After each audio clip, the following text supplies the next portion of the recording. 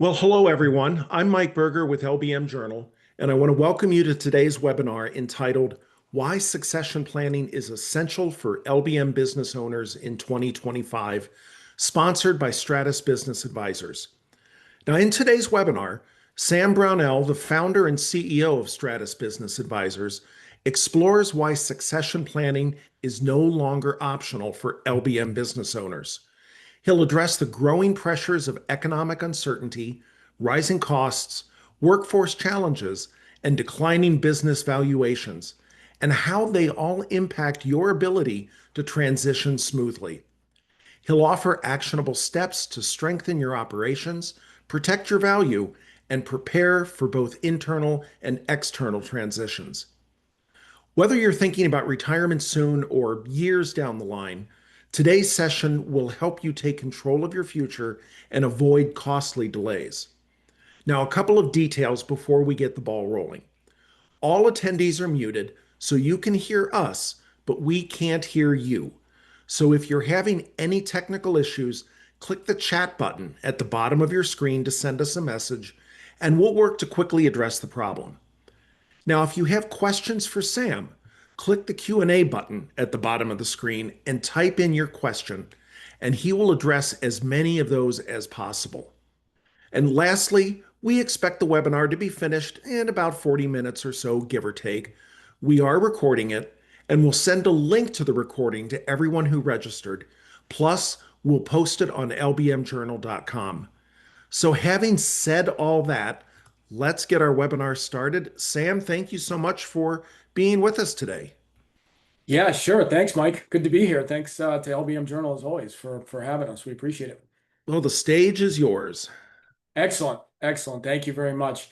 And I think as Mike said, he really set up pretty well here what we're going to talk about today, which is this idea that if we're not planning, if we're not proactively planning, we're going to run into issues. And we'll talk a little bit more about that, but it really is key to start thinking about your business as something that is saleable, as an asset that you want to grow. It's just like you want to grow a 401k plan, trust account, you want to buy property and have it go up in value. It's the same thing with your business. And the benefit of your business versus something like owning a stock is that you can actively do various things, and there are strategies to increase the value of your business, make it more marketable, make it easier to transition. And that comes down to making it more profitable. And so these are things that are really important and that we're going to touch on today. So let's jump into it without further ado here. My name is Sam Brownell, founder and CEO of Stratus Business Advisors. We are a company that works predominantly in the independent space with dealers, home centers, folks that provide hardware. We really help people to think about how to value their business, what's it worth, how to maximize that, and then ideas for putting together this succession plan. And this could be short or long term. It doesn't need to be, my goodness, I'm not ready to transition, I don't think, within the next 3 years. These are ideas that should be incorporated all along, because the more that they're implemented in your business, the easier it's going to become to transition your business and the more fun you're going to have doing it. And finally, we try to connect that with the personal side, right? And that's financial planning and asset management and how all of these pieces of your life fit together. So let's talk a little bit about what to expect. And we think this is important up top before we get into the meat of the presentation, because succession planning is something that most people will only do once. If I own a family business, if I started the business, if I bought it from a business partner, I'm not looking to transact a business over and over again. I may be entrepreneurial, and most of us are, but we are not entrepreneurs in the sense of the tech industry, meaning that we're not just looking to build something and hope that Google will buy it, even though we're not making any profit, right? So the laws of P&L are important to this industry. And that's why when we talk about what are the steps, what can you expect, it's this idea of an initial valuation. We need to know where you stand. We need to think who's going to be part of this transition team. Who are the important internal and external players who are going to make this work? Then we're going to want to determine your involvement. And by you, we mean the owner. The owner of the business, leader of the business, management of the business, how do they get involved in this process? And more importantly, how do they start to think of themselves not so much as the leader or the decision maker, but the mentor? Risk. Risk is a big thing, and we'll talk about it a lot today. But how do we mitigate risk specific to this transaction, but also more broadly in your business? And then it's a timeline. If we don't have a timeline, if we don't think through how we're going to hold ourselves accountable, and this means both you, the business owner, your leadership team, but also us, the advisors. Everybody has to be held accountable. Otherwise, we can't move forward. And that's what this timeline helps with. So let's set the stage. And really, what I want to do when I set the stage here is not get into too many details, because we all know what's going on out there, right? We in order to run a good business, we have to stay involved with what's going on in the economy, what's going on with our political system. But these are things that are going to impact your business, your ability to transition the business, what you're going to get from the business. And so as we look at some of these challenges, yes, there's this uncertainty around on again, off again tariffs. Right? Yes, there's uncertainty around immigration policy. What does our workforce look like? Do we have people? Are we worried about getting raided? If so, what does that mean? What do we do? What are some steps that we need to take there? That's taking time away from focusing on your core business operations. Then we have this idea, which is really key in this industry, of an aging workforce.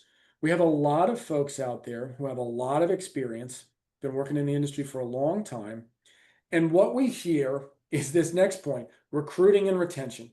How do we get these young folks to come to our business, to stay there, and not cause the turnover that really is a money drain, right? It's time and money. Training somebody new, getting them up to speed, that could be 6, 9, 12 months, and you may have sunk $60,000, $80,000 into this new hire, and then that person leaves. And so that can be really frustrating. And at the same time, take a look around at your leadership team, the folks that you rely on, because if you're an owner in your 60s, chances are that the people you're relying on are about the same age you are. Are those people going to be around when you leave? If you're relying on them to be there, it's probably a good time to have a conversation with them today and try to figure out. The sooner we start thinking through these issues, the sooner we start planning for these issues, the better. And then finally, we have this idea of, and we all have experienced it, right? This post-COVID hangover. Things were really good, and now things are a little bit more uncertain, right? Higher interest rates. Depending on where we source products on, there may be issues with tariffs, there may be issues with supply chain. And so we may be struggling to tread water now, and that's okay. We just have to be a little bit more proactive about how we approach our operations and how we approach this idea of succession planning. So let's focus specifically on valuation. And we're going to touch on a couple key points here. Number one is this idea of non-recurring versus ongoing impact. If, for example, I am going to invest in new technology, I am going to use ECI's e-commerce platform, let's say, which a number of our clients are thinking about doing right now. Well, it's a cost, right? It's an upfront cost of both time and money. Well, when we look at this from a valuation standpoint, that one-time expense that's going to show up as technology, maybe you're spending $10,000 to $15,000 a year on technology, and all of a sudden you had to spend 60 to implement an e-commerce system. Well, that's going to get backed out because that's a non-recurring expense. If I'm buying your business, I'm not going to penalize you for investing in something that is going to help me grow your business. And so that is something that gets backed out, right? That's an addition to your net cash flow. That's a very good thing. That's very different than an ongoing impact of, let's take the flip side of the technology. We didn't do the e-commerce, and now we have a bunch of our customers who are saying, hey, we really would like to be able to go onto your website and see what's in stock, see what the pricing is before we even have a conversation with you. Well, we don't really do that. We would like you to just call us. Okay, that's an ongoing impact that is going to impact your growth rate, and it's going to impact the risk to the business going forward. And those things are going to show up as a negative to a valuation. So when you start thinking through one-time investments, be aware that in a good valuation, those are going to get backed out. All right. And these other ones are important too, right? Things like margin stability, cash flow risk. Yes, cash flow risk always goes up when there's uncertainty. Maintaining those stable margins, that's going to be critical. And that gets to this next point, which is, are you mainly a commodity dealer or are you providing value add products? What are you selling? Everybody sells 2x4s. What else are you offering to customers that isn't going to be as sensitive to the day-to-day up and down fluctuations of commodity markets, of regulatory policy? All of these things matter. And then finally, as we're all aware, the cost of money, right? As the cost of money goes up, it's going to be more expensive to finance transactions. And so again, we have to be careful about how we structure it, and we have to think about what is going to get us the most net. Because during COVID, we saw a lot of people really grabbing onto the, oh, wow, somebody got 6.5, 7 times. All right, but what did they actually walk away with? Because once we start factoring in the taxes and the fees to do one of these sales to a roll-up, maybe you're netting 4, 4.5. Right? That's the money you're going to walk away with. That's the money that you have for your family. That's your net worth. And so thinking through how to manage some of these negatives in the process is as important, if not more important, than let's do what we've been doing and let's do it well. So risk management considerations. And I think this is an opportunity to think through a story here of the opportunity, right? We had clients approach us, family-owned business, multiple owners. Now, those multiple owners, great people, working really hard, but out of the blue, family situation, somebody's getting divorced. Wasn't on anybody's radar, wasn't part of the planning. If we don't have that contingency covered through a stockholders agreement, we're going to be in trouble, because what we don't want to end up is in costly litigation, especially with a disgruntled ex-spouse. Right? That is not a fun place to be. We've seen it happen enough. And so again, proactive, review your documents, get out in front of this stuff, because it can come back and bite you. So risk management considerations, and these are appropriate not only right now, but to review going on. Insurance premiums. Go and look at what's going on in your insurance policies. Talk to your carrier. Try to figure out, are they offering any type of deals for bundling? Have they been to your location lately to walk around? Maybe you've made some changes, some upgrades to safety. Dollars saved here and there can make a big difference. Inventory. Take a look at your inventory, depending where you are, depending on where you source things, right? A lot of our clients in the Southeast, for example, they're selling Southern Yellow Pine. They're not as worried about tariffs as our clients in other places, upper Midwest, where we're sourcing lumber from Canada. Or maybe folks, we have clients that are bringing in European lumber, right? These are all things to be aware of. Know your supply chain, know where you're getting your inventory from, and really take a look. And I wouldn't wait till the end of the year, right? Inventory cycle counts great at the end of the year, do it. But in times of uncertainty, take a look more frequently, because this is an area that could get you into trouble, right? As we talk about an ongoing impact. This could be an ongoing impact that really impacts that valuation, right? And probably in a negative way, right? Business continuity. Huge buzzword, right? Continuity, what does it mean? Well, what we're trying to do is put in place, if something were to happen to Mike and he's the owner or the majority owner, how does Sam step in? How does the other leadership? How do the other employees?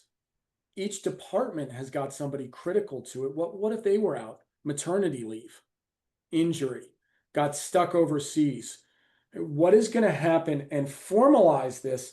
And there are ways to formalize this, particularly through what's called a director's resolution or members resolution if you're an LLC. This puts legal teeth behind your business continuity plan. It isn't just, all right, well, at least I got it out of my head and I scribbled it down on a piece of paper. Well, that's going to just lead to endless arguing because Mike sees stuff differently than Sam does. So think about how you're doing this. And then remember, those legal documents, they've probably been collecting dust for 25 or 30 years. Take them out, brush them off, look at them, have your lawyer look at them, contact folks like us. We'll take a look at them. You want to be doing this every 2 to 3 years because these are the things that don't matter until they do, and then they're vital. Economic uncertainty. What is this doing to the transition? Well, we've seen large buyers become much more selective, right? Back during COVID, not only was money cheap and the industry was doing wonderful, bonkers, right? People were sitting at home building decks and additions and offices, but it's more expensive for these folks to buy, and they bought most of the yards, just traditional yards that they're going to. Now they're looking for value add, windows and doors, custom molding. Do you do something different, providing products for homes in historic districts, right? So how are you positioning yourselves? And these large buyers are being much more tight on financing because while bank financing is still available, it's expensive, right? We're talking 9.5% or more for a loan from the bank. That's expensive, especially when you could do a seller's note, right? You yourself could take some risk. Applicable federal rates right now for midterm loans, 5 to 9 years, about 4.1%, less than half. That's a huge reduction in interest costs, huge reduction. And don't forget about flexibility. When things are uncertain, it is likely that you can be able to sell internally. And by internally, we don't just mean to 1 or 2 key employees. We also mean to things like an employee stock ownership plan and a worker-owned cooperative, a perpetual purpose trust. These are things you can walk away with fair market value and have much more flexibility because you, the seller, have much more leverage than you do when you're selling to a large private equity-backed roll-up. We're not saying don't look at that if there's really a good fit, but there are other options and we need to be looking at them. So, key considerations before you sell. This top one is really key. Establish your goals. And I'll give you an example. We worked with a client and we no longer do. We had to part ways. And part of it was this idea around goals. The client was not upfront with us that the goal was to maximize his profit and take home from the business. And that was a problem because we were working towards a solution that did not align with this owner's goals. So we need to sit down, and you need to sit down and write out, what do I really care about? What are the top 2 or 3 things that I want from this transition? And be honest. We're not here to judge you. We live in a capitalist society.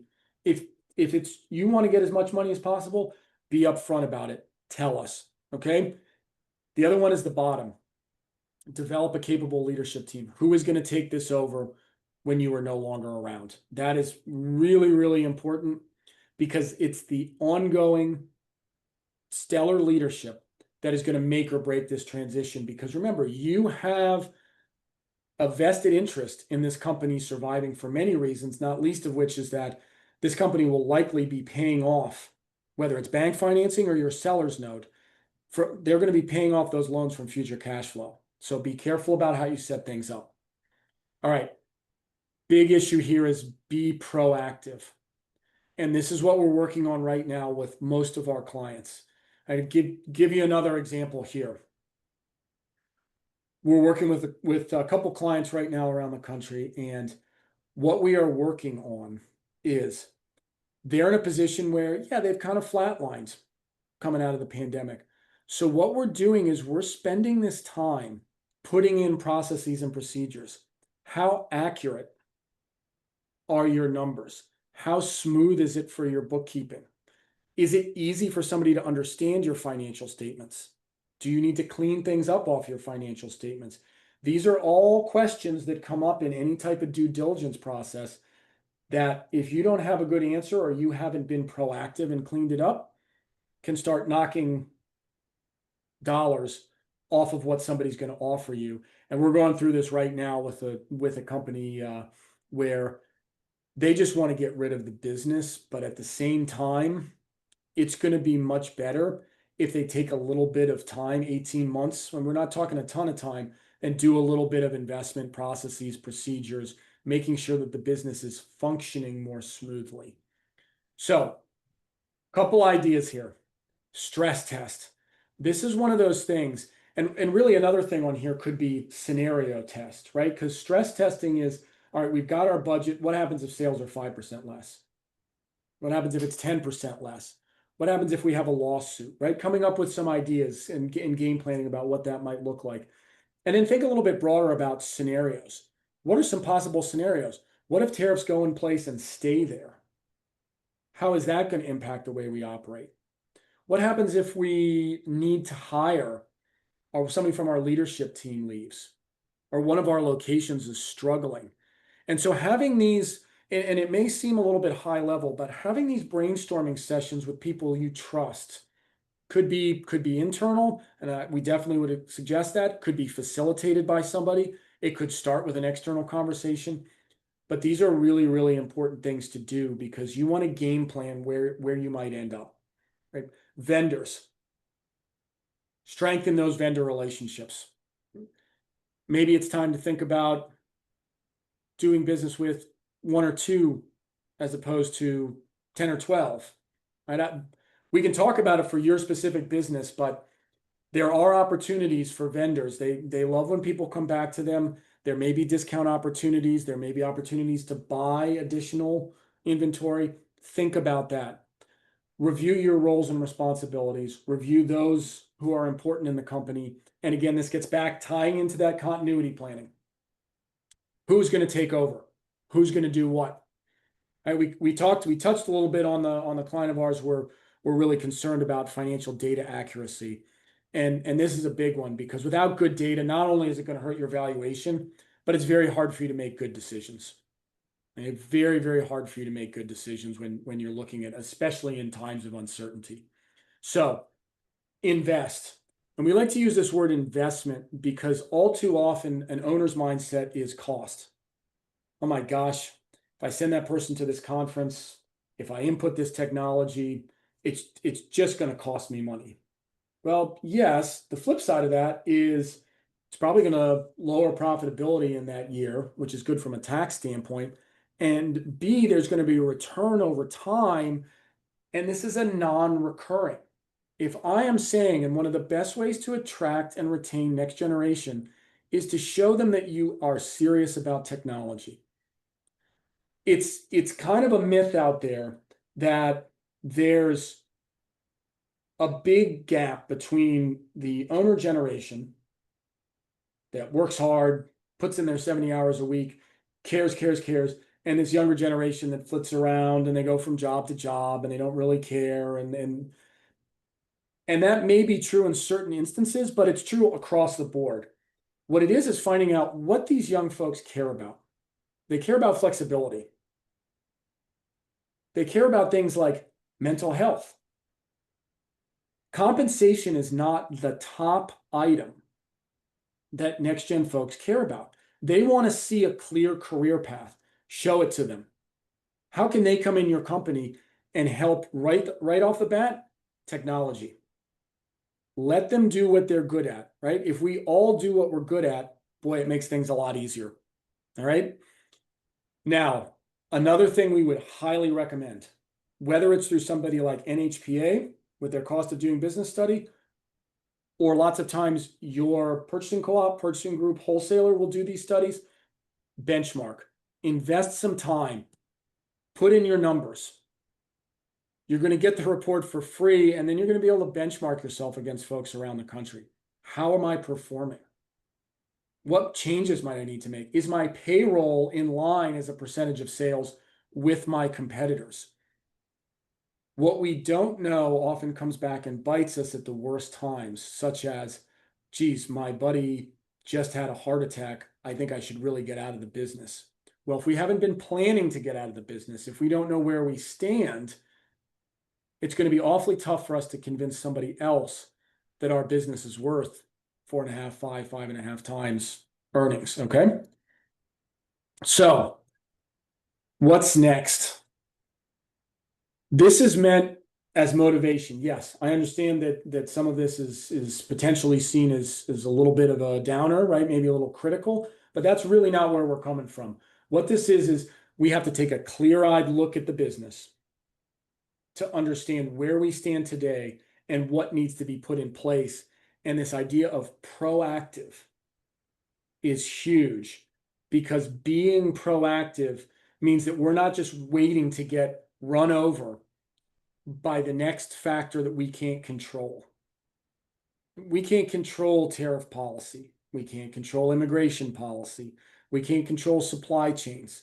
What we can control is building our leadership bench, investing in things like technology, turning into a mentor,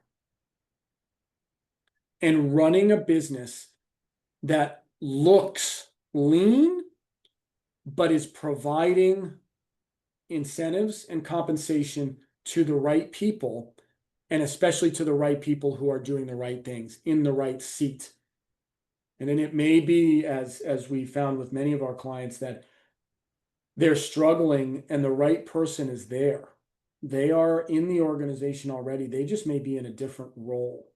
So don't be afraid. Go out, have those conversations. What are you doing?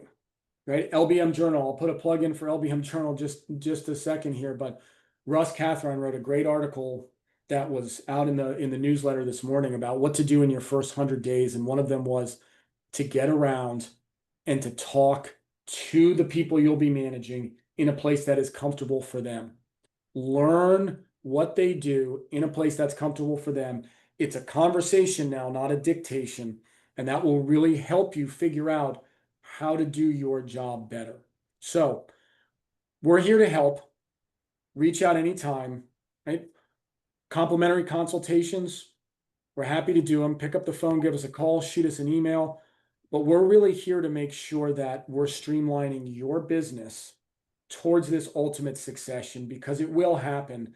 The question is whether or not you've planned for it. So with that, please, the QR code's here. We'll send out the slides, Mike, and I'll provide those to you all. And go to our website and reach out. We're happy to help, and we know that there's a lot going on out there, so we're here to help. Well, we certainly have a few questions here for you, Sam. First one is, I am wondering if where I am located in the US will impact my valuation, because different regions source products from different regions.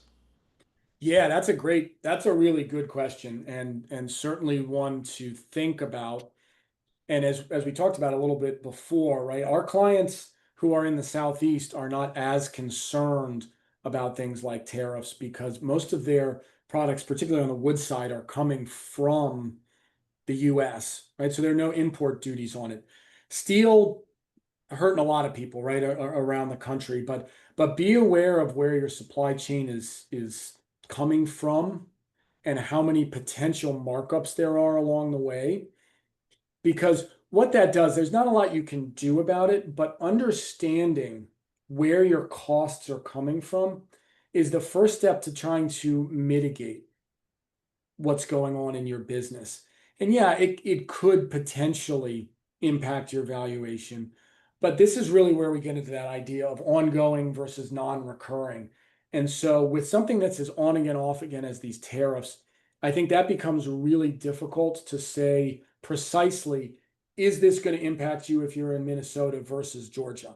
Well, maybe a little bit at this point. If we get some ongoing 4-year punitive, 90% duty on imported lumber, yeah, that's going to have a bigger impact depending on your location and where you source products. And then if it's more of this on again, off again, tit for tat, I think that the administration is aware enough of the importance of the economy that they're going to try not to tank it. And so I wouldn't be as concerned valuation wise where you are. I would be more concerned about understanding where those costs are coming from and how you may be able to mitigate them.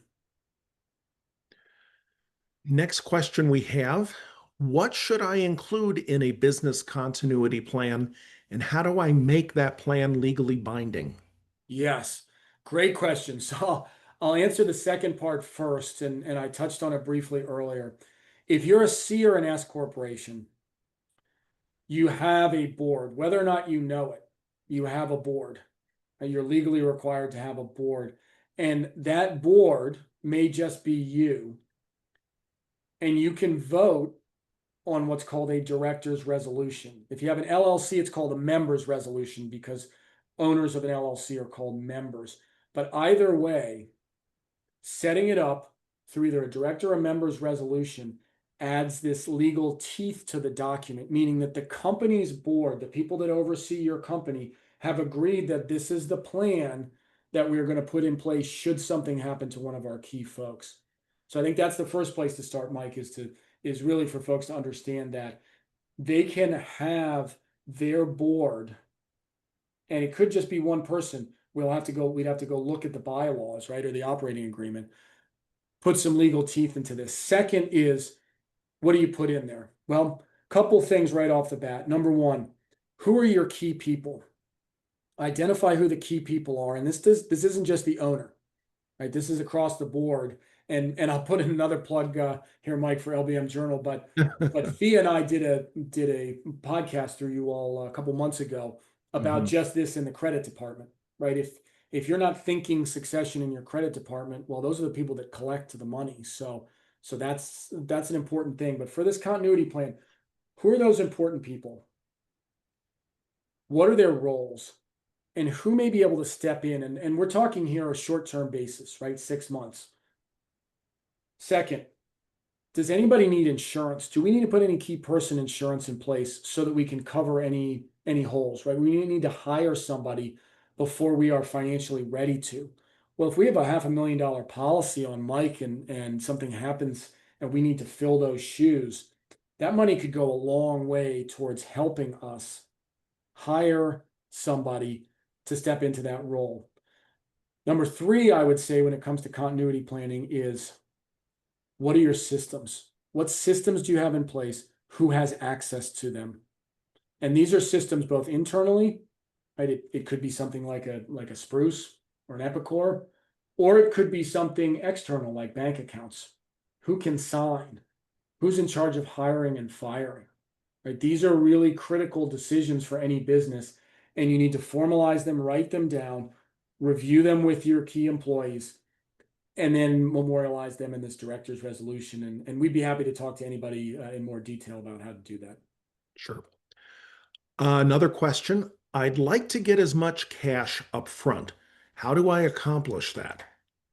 Yeah, this is a great question, and something that we hear a lot.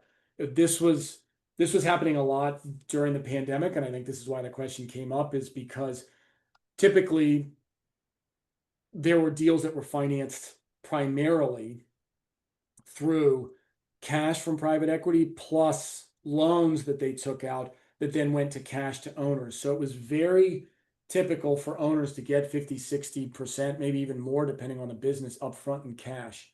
Now, tables have turned, more uncertainty, probably going to have to take more risk. But two ways to think about this. Number one, a lot of our clients are still sitting with a lot of cash on the balance sheet. Right? That cash is your cash. That's part of your equity value. Sitting down with your advisor, trying to figure out how much cash we need to keep on that balance sheet to really inoculate ourselves can be a really good task, because if you're a good business, you're running your business off of your receivables. Right? We're not running our business off of cash in a bank account, because eventually that's going to dwindle, right? That's not replenishing itself the way it is if in our general operations of business. So it may be that you have a good chunk of cash on there that you can pay to yourself as part of the buyout. And the best part about that cash is it's post-tax. You've already paid tax on that cash that's sitting on your balance sheet. So if you can take $400,000, move it into your own bank account, great. Take $400,000 after-tax dollars, great way to do it. That will then reduce the amount that has to go on either a bank financed loan and or a seller's note. and that can really reduce the cash flow burden on the company. The other one is depending on the setup of the company, right? A lot of our clients not only have business ownership, but they also own the property where they operate. And depending on how the deal is structured, if you can roll in the business property that you own to the business sale, and that property is 51% or more of the loan, you can potentially get a 25-year amortizing loan from the bank by using the real estate as the majority piece of the loan.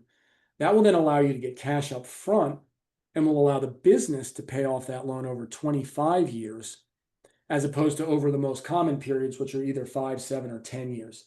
That can make a big difference from a cash flow perspective. So both of those are good options to keep in mind. And then the last question I see here from our attendees, what technology should I consider to maximize my ROI? Yeah, this is a great one, and two places to look. One are these enterprise software systems, right? Things that are going to connect the various pieces of your organization and allow you to have more transparency over everything from receivables to inventory to general ledger, right? These are things that were traditionally done in silos, and then you had to look at them and do a little bit of triangulation. There are a lot of systems out there that can do this now, and if you have questions or you want to talk to somebody at one of these software companies, let us know. We're happy to put you in touch with folks over there. But the whole point of technology is it can, for cheaper and more efficiently, get you the data that you need in a way that is reliable and accurate so that you can make decisions based off of that data. We're all much better when we're making decisions off of good data. So I say that's the first one. And then the second one is this whole idea of e-commerce, right? That whole idea, right? The buy online, pick up in store has really kept going. You drive by a lot of yards, hardware stores, home centers now, and you'll see that there are spots for people that are just there, 15-minute parking to pick up. And so thinking through that e-commerce piece, do you want to roll it out? If you do, how do you want to roll it out? Who are you going to roll it out to? What systems are you going to use? That's a really important piece of this. And again, it ties into this idea of if we want to attract and retain next gen talent, we have got to be playing more in their field. And the good news is that by doing that, by playing more in their field, we are making our business more efficient and we're better understanding our data through using technology. B, we're enhancing the value of our employees because now they're empowered. At the click of a button, they know exactly what we have in stock. That's a powerful thing. And C is by putting this technology in place, we're not hamstringing the way that somebody is looking at the value of our business. And I think that's a big key here is that this is a non-recurring investment in the growth of your business. And that is not going to be a knock on you. In fact, what's going to be a knock on you is the opposite. Well, Mike, you didn't spend that $100,000 to implement that system. I'm going to have to. So I'm going to knock at least $100,000 off the price I was going to offer to you. And that's not a place we want to end up. Yeah. Yeah. Well, Sam, that looks to be, oh, here we have one more that just popped in. Says, any final thoughts for next steps? Yeah. Yeah, a couple things that I think proactively people can do. Number one is I would encourage anyone who owner, leader, doesn't matter. I would go and I would write down, you can do it on paper, you can do it in an Excel spreadsheet, what your roles and responsibilities are daily, monthly, and maybe every once in a while annually, right? We do an insurance review, something along those lines. And then I would do that same exercise for your key employees or who you think your key employees are. And then I would have each of them write down what they think their daily, monthly, and semi-annually or rarely tasks are. and then have meetings with them and compare notes. Because what we find lots of times is what you think people believe that their job is very different than the job that they actually think that they're doing. And Mhm. so trying to get streamlines on roles and responsibilities will really help, because then you're going to be in a better position, as we talked about earlier, to move into that mentor role, which is really is an important role, and a role that owners and leaders should be filling. Is let's make sure that everybody knows what they need to know to do their job to the best of their abilities, and I'm going to help them. And when they're functioning well, I'm going to get out of the way. And so I would say that's a great place to start for next steps. Great. Well, that appears to be everything, Sam. Folks, thanks for your great questions. Sam, thanks as always for being here. We really appreciate your insights and knowledge, and it's just such a delight to talk to you. Absolutely. Thanks again for having me, Mike, and looking forward to seeing everybody hopefully later this year at Strategies. Yeah, we'd love to see you at the conference, folks, and have a great rest of your day. Take care.